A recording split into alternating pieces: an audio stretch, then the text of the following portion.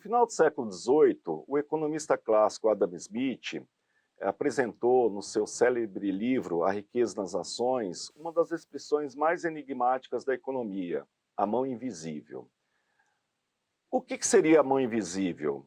Como que agentes, consumidores e produtores com interesses próprios, na maioria das vezes conflitantes, se encontram e não geram o caos, e sim uma organização produtiva que atende aos interesses da coletividade. Entender esse mistério significa entender um dos conceitos mais importantes da economia, que é o mercado. E é isso que eu faço no capítulo 2 do livro.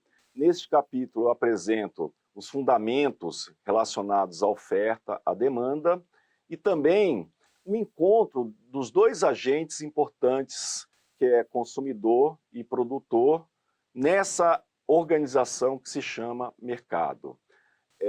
Esse encontro gera um equilíbrio, um preço de equilíbrio e uma quantidade de equilíbrio, ou seja, aquela quantidade do bem ou serviço que é efetivamente comercializada.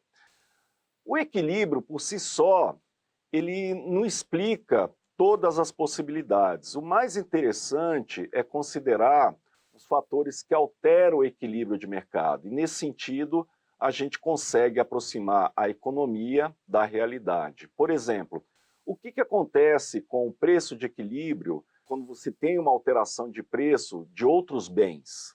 Nesse sentido, surgem os conceitos de bens substitutos e bens complementares no consumo. Há também a possibilidade de avaliar as implicações das alterações da renda sobre o equilíbrio de mercado. Se a renda aumenta, o que acontece com a demanda?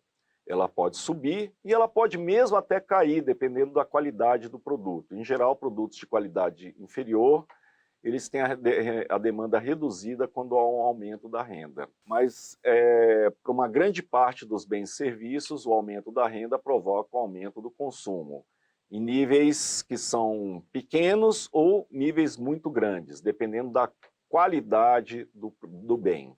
Nesse sentido, a gente tem os conceitos de bens normais, superiores ou inferiores, né? Ou seja, a análise de mercado permite considerar não apenas os fatores que determinam o preço de equilíbrio, mas também tudo aquilo que pode alterar esse equilíbrio. E aí surge uma série de outros conceitos em relação ao bem, aos bens substitutos complementares e também aos impactos da renda.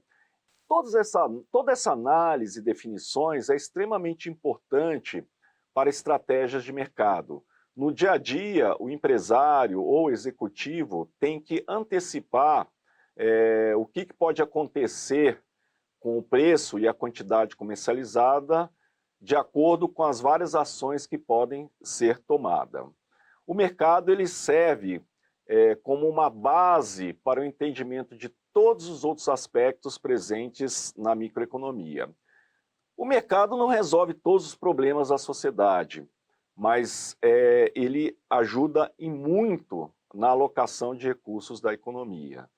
Todas as vezes que há alguma intervenção de mercado, os resultados podem ser piores do que a não intervenção. E no capítulo eu cito o exemplo do Plano Cruzado. Aliás, eu inicio o capítulo com esse exemplo. Em 1986, numa estratégia de controle da inflação, o governo brasileiro congelou preços e salários. E o que pôde se observar foi a falta de inúmeros produtos no mercado brasileiro, né? Essa falta ela pode ser explicada pela simples análise de mercado. No fundo, o que se aconteceu é que se congelou o preço abaixo do equilíbrio e o que se teve foi um excesso de demanda em relação à oferta.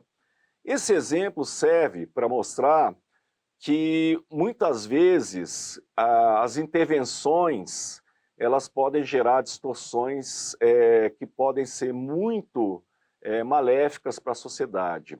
O mercado existe, as suas forças são impessoais, como se fosse uma mão invisível, e é necessário conhecer melhor o seu funcionamento para que a gente possa ter uma organização do sistema produtivo mais adequada para o atendimento da satisfação das necessidades das sociedades.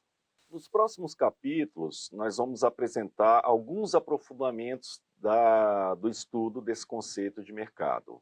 Vamos iniciar no próximo capítulo o estudo das elasticidades.